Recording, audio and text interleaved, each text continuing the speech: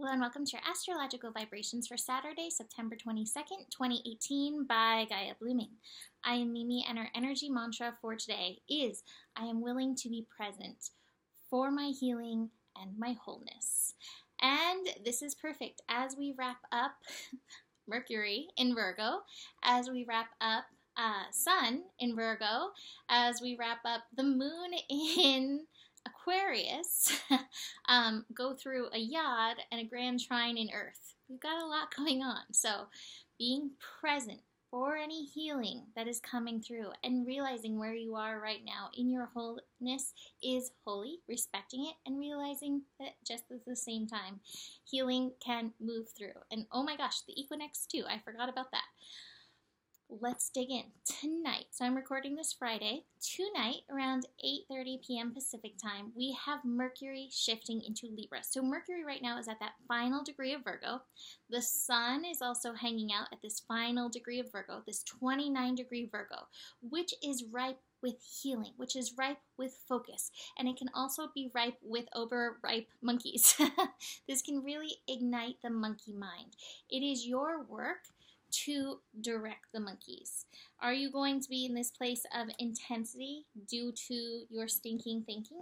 Or are you going to find your balance? Because where we're heading into, the Sun in Libra, Mercury in Libra energy, it really does want us to come into balance.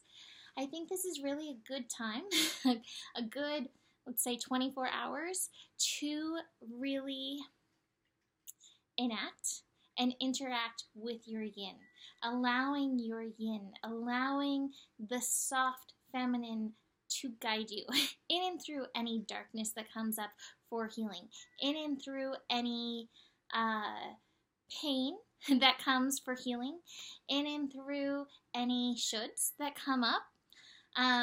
This Grand Trine is fascinating. When I looked at that, I was like, oh my gosh, this Grand Trine in Earth.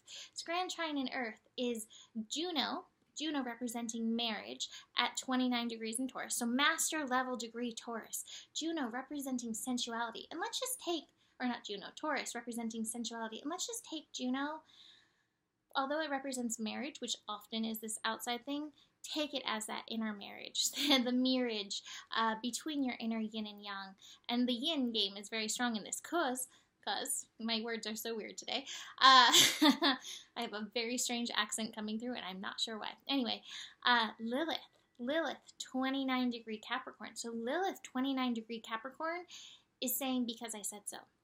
Lilith is saying you honor your yin because your yin says so, because the part within yourself that needs to go its own way says so. And then we have that Sun in the final degree of Virgo until tomorrow, creating this exact Grand Trine in Earth, saying there is healing for your yin. So if you can really enact it, interact with your yin, respect it, be present with it for this, I think that's going to bring you into the equinox, into this Sun in Libra time, in a state where you are ready to find that harmony and balance between your yin and yang energies. The Yod, before I get into all these other shifts, let's look at this Yod.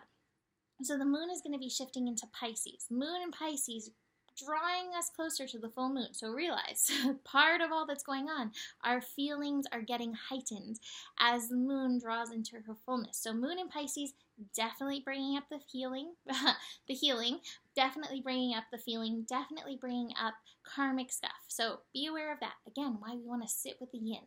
Moon in Pisces, Uranus at 1 degree in Taurus, and then this Yod is pointing at Mercury, which will make it into 1 degree Libra. So, oh my gosh. Again, so much yin energy. The moon, Uranus and Taurus, feeding way. My feeling is, with this Mercury-centered Yod, that the yin has much to say. I have such a good card, and I kind of wanted to save it for tomorrow from the Divine Feminine deck, but it keeps, like, knocking at me, be like, today, so we're going to get to this at the very end. But your yin has something to say, and she is part of this healing energy. She is part of what's emerging in and through this energy to come up and speak and be heard. So just be aware of your feelings and what's going on under the surface. tune into your yin because there is so much going on. With Mercury in Libra, what I'm feeling is noticing when you're communicating, what is your communication coming from, yin and yang wise? Is it coming from your yin? Are you communicating from the feeling, intuitive place? Is it coming from the yang? Are you coming from the direct, aggressive at times, passionate place within you? Or is there some kind of balance? I do believe we often go back and forth, but we do strive for some kind of balance. And with Sun in Libra coming as well, that's what we're going to really focus on, is finding that balance. Balance between yin and yang. Balance between spirit and earth. You know, balance is what we're striving for, so we can find our way into the center.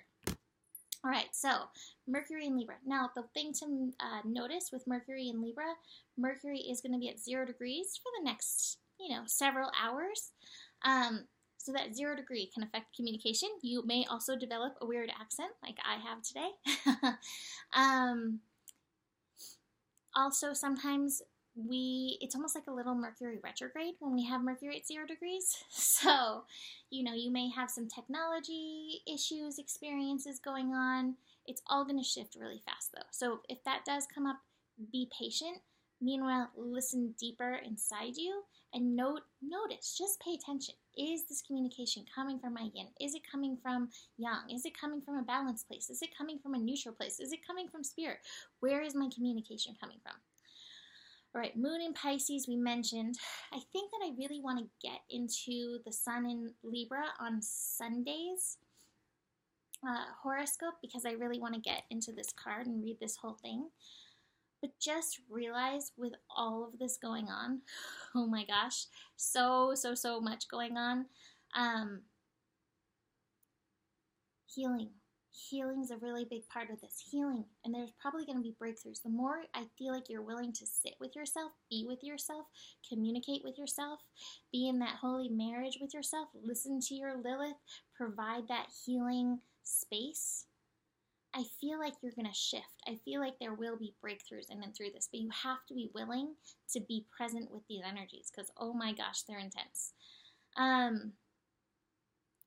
One last thing. I am going to get into the Sun in Libra more in Sunday's video because it doesn't shift till 6:54 p.m. on Saturday. But after it does shift, it does reach an opposition with Chiron late in the evening, which my video will be out before then. But again, that healing energy is filtering in, asking us to find our center, asking us to find our balance, and I think asking us to find our place of power there. So let me dig into this card. Green Tara from the Divine Feminine Oracle. The Buddha of Enlightened Action. My soul informs my every step. I do what my heart compels me to do. This card really spoke to me, and it's a little bit long, but I feel like it's so important. Green Tara embodies the emboldened state that overcomes fear and allows us to take action on what we know is right. Tara is a female Buddha. She is known as the Mother of Liberation because her name is derived from the root to cross. Tara assists all being in crossing the ocean of suffering to liberation. According to the Tara Tantra, eons ago, Tara incarnated as a king's daughter. She showed such spiritual excellence and such profound compassion that she impressed a group of monks. They told her that they would pray for her to be reborn as a man, so that she could reach enlightenment. She responded by enlightening them. She told them that there's no such thing as male and female. The ideas, projections, and expectations that we superimpose into the male form and the female form are not real. They are contrived. Form is emptiness, and emptiness is form. Tara vowed then and there, before all the monks, that she would remain a female Buddha for all lifetimes, until all beings were liberated from the illusion that a person's sex determines their ability to become enlightened. Tara had 4 different types of enlightenment activity and divine attributes depicted symbolically through the colors red, white, black, yellow, and green. Green Tara is Tara's embodiment of compassionate action or enlightened action. Her green color signifies vigor, vitality. Her mudra, is she doing her mudra on here? Yeah, see her fingers? That's the mudra. Her mudra represents vitality. and the purity of our life force, the Prama Mudra. She is action we take from a deeply rooted place within our heart. She is the energy that seeks to act in alignment with what will free us as we liberate others. When your soul selects her car, Green Tara is that sacred nudge to get moving, to do what it is your soul compels you to do. Don't sit with the idea or project any longer. Take action on it. Don't think about a friend who keeps coming into your heart. Go bring her dark chocolate and send her a love letter. Don't wait to express your love to someone you needed to. Go now, tell the truth. Let your feet be moved by what has been caged within you. Let your wisdom shift into inspired action. That's like divine balance right there. Listening into the yin and then taking that inspired action. Tara is the message that the time is now. There's nothing to wait for and no person you need to become before doing what you came here to do. Start small. Let the soul lead, not the ego. It is not the grandeur or the gesture or effort. It's the amount of love something is done with that ever matters. There's so many injustices in the world, so much suffering, it's easy to get stuck in the molasses of helplessness. The brilliant Burmese diplomat Aung San Suu Kyi says, if you're feeling helpless, help someone. Green Tara is about aligning with what moves us to tears with compassionate action. She's the push to do something, anything that may alleviate the suffering of others. In the process of taking action with love and from love, we also liberate ourselves. The soul voice meditation, what does my soul want me to take action on right now? And the intention is my soul informs my every step. I do what my heart compels me to do.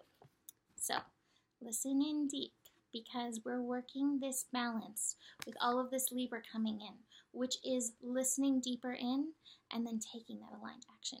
But oh my God, yods and building full moons and grand trines in Earth and sign shifts, oh my. So you can always book a reading. Email mimiclark@gmail.com to do that. And I will see you tomorrow. The better it gets, and there is enough love in the world for you. Namaste.